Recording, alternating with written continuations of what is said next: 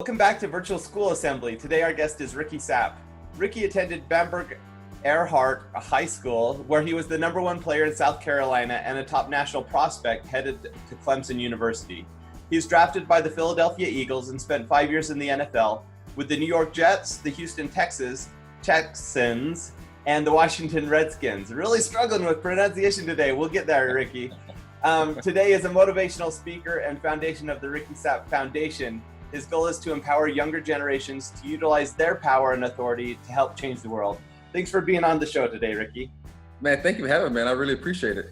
Yeah, so I'm excited to have you on. I know a little bit about you, but let me just hand you the virtual mic, and it's your show. All right, let's go. I promise I won't talk too long. But so my name is Ricky Sapp. I'm from Bamberg, South Carolina. From there, I went to the best college in the world, by the way, Clemson University. I played in the NFL for 5 years. Right now, currently, I live in Myrtle Beach, South Carolina, where I'm the dancing substitute teacher. I'm not sure if you saw that, but so I'm a substitute teacher. I do motivational speaking. I also coach high school football, and I do some personal training on the side. Now, whenever I do say that I'm a substitute teacher, kids never believe me.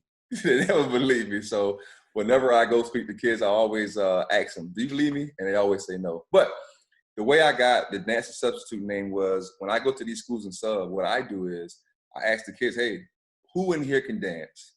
And then I have dance battles. I haven't won not one dance battle yet, by the way. So, but I want to say this. I want to tell the kids my love story. And this is my love story. So about 2015, I was just transitioned from the NFL. I was still, hoping to play again. I got hurt with the Houston Texans. I came back to Myrtle Beach, South Carolina.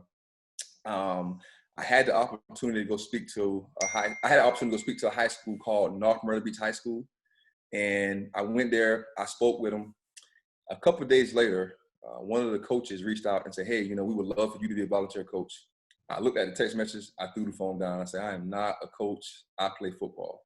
A couple of days later, they asked me again. And by this time, I told one of my friends, and it was like, maybe you should give it a try. So I went to this high school, and I was volunteer coaching.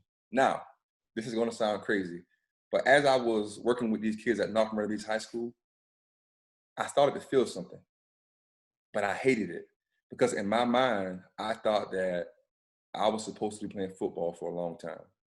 Now, as that football season went along, I became passionate with these kids. Man, I was loving it.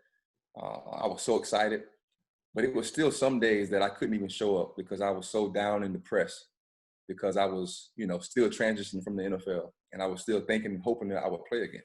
Now, on these days that I didn't come to practice, the kids would reach out to me and say, "Hey, coach, practice is not the same when you're not there. The energy is not the same." Now, these kids, I had no idea that I was being so impactful to them. So as that season went along, they asked me to do JV basketball. So I'm doing JV basketball. I'm standing outside one night, and me and the head coach, we talking to two young men. And one of the kids look at me and say, "Hey, why are you so hard on us, man? Why do you care?" And without me even thinking, I look at this kid and I say, "Man, I love you." And that night at North Myrtle Beach High School, that night was when I fell in love with kids all over the world. But that night is when I figured out that God put me here to work with kids and encourage kids. And that's my love story. But see, these kids at North Myrtle Beach High School, they thought it was so cool to have an NFL guy there coaching them.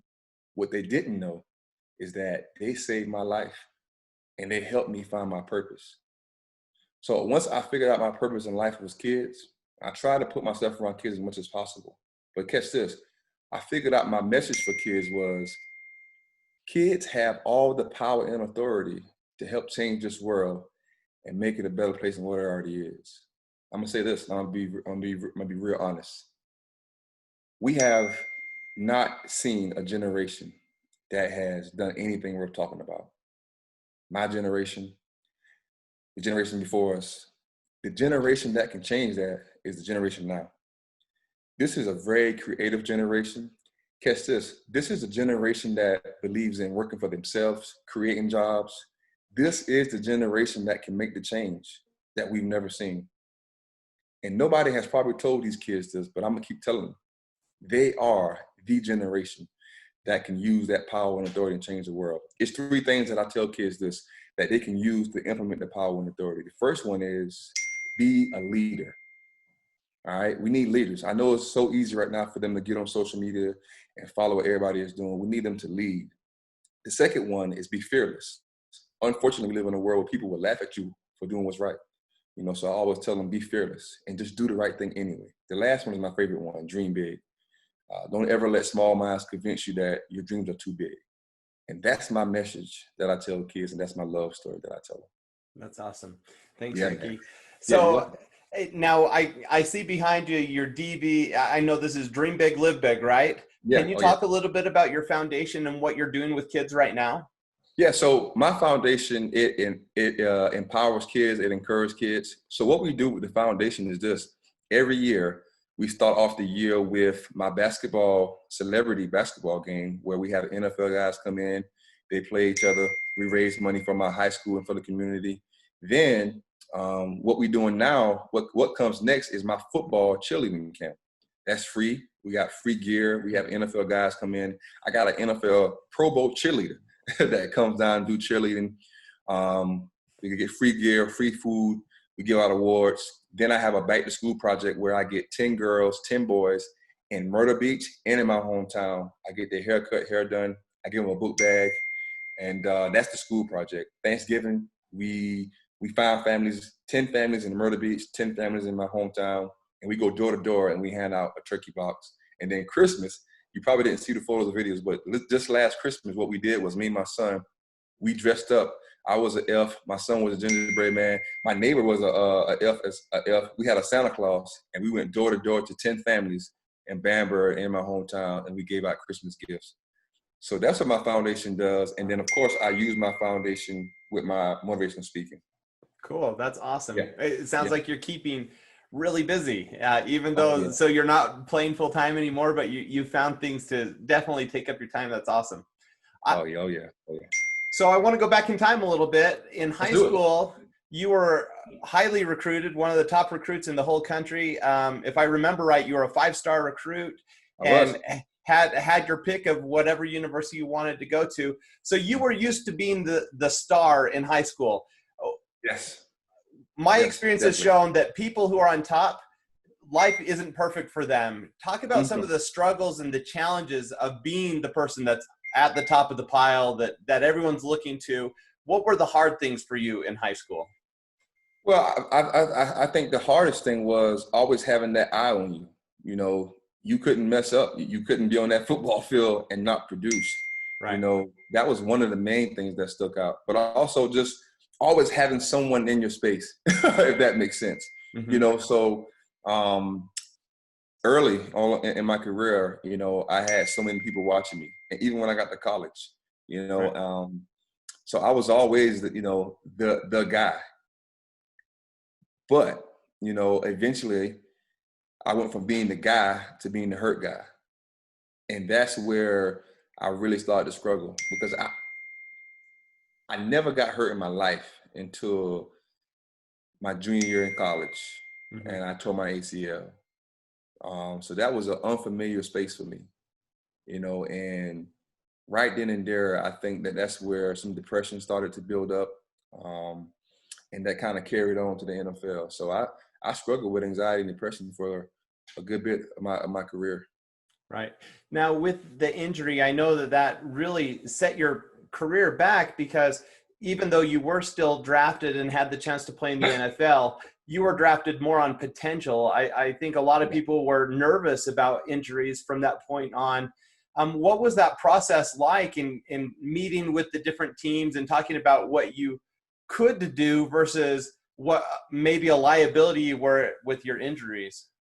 Yeah, and that was a struggle for me, because I was projected to go early to be a top pick, but when I went into these meetings, all the coaches were speaking the same thing. They was like, man, we want to put you high on our draft board, but we're not sure about your knee. Tell us about your knee. Tell us how you feel, and then tell us how long do you think you can play. So that was a question that I had to ask in every meeting. I can't imagine what that must have been like. But I think the cool thing for you and what you're doing now with that is relating to kids who all of us have setbacks. Here we are in the middle of the coronavirus. There's a lot of political and social unrest right now in our country. It's not going the way we planned. And we can see from your story that you can turn that into a positive, that you can look for the things that you can control and that you can do. What's some general advice that you have for kids moving forward when things aren't going the way that they planned? What made it possible for you to pivot and try new things and try new things out? Well, I think the biggest thing for me was that once I understood what was next for me, I went with it. You know, I've always been someone, because I play sports, I've always been competitive, you know, so I love to compete. And I think the biggest person that you have to defeat is yourself. You know, I let myself win, you know, for a while with being down and being depressed, you know. So one thing that I would tell kids is this: they have just shown us that they are tough because they had to go through this virus with missing school, missing sports. Some people had to miss graduation. So they are already a tough generation of kids. But my best advice is this: make sure you know who you are, and then make sure that you have a strong supporting cast. Because that was one of the things that I had in place, was I had a strong supporting cast. And then with that strong supporting cast, after you have that, then you have to know that whatever you are doing with your 24 hours, that's going to point to what you want to do in life and where you're going to be in life. And I always tell kids this: be a kid, you know, have fun, but understand that it's a time to play, it's a time to work. And so that's what I would tell them. Cool. That's great advice. Now I have to ask, just because you mentioned that you're the dancing substitute, I'm the dancing teacher. I have a book coming out later this year called Dancing in the Classroom. Yeah. Wow. So I have to ask you a little bit about that. When you're dancing with your kids, are you doing it just for fun, or what's your motive behind dancing in the classroom? So I'm glad you, so my whole thing with dancing is this: I always liked dancing. When I would be in the weight room, I always liked to dance. So my motivation behind it is I want to relate to the kids. You know, that's my whole thing. It's to be able to relate to them and to show them, like, hey, you know, you guys like dancing. I like dancing too. So let's dance, let's have fun, and let's have conversations about it, you know, because I think that shows their creative side. Cool. So that's my whole reason for dancing. When I go into a school, I love to see their face, because nobody is expecting a substitute teacher to come in and say, hey, let's dance, you know. And I have a shirt that says Dancing for Smiles, and on the back of it, it says the dancing substitute teacher.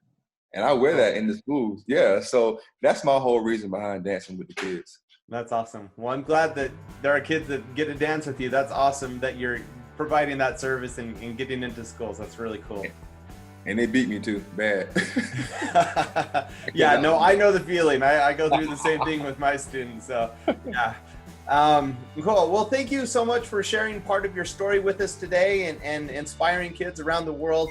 If kids want to learn more about you or about your foundation, where should they go? So I'm on Instagram. I know they love Instagram. My Instagram name is the Ricky Sapp Foundation. I'm also on Facebook, Ricky Sapp.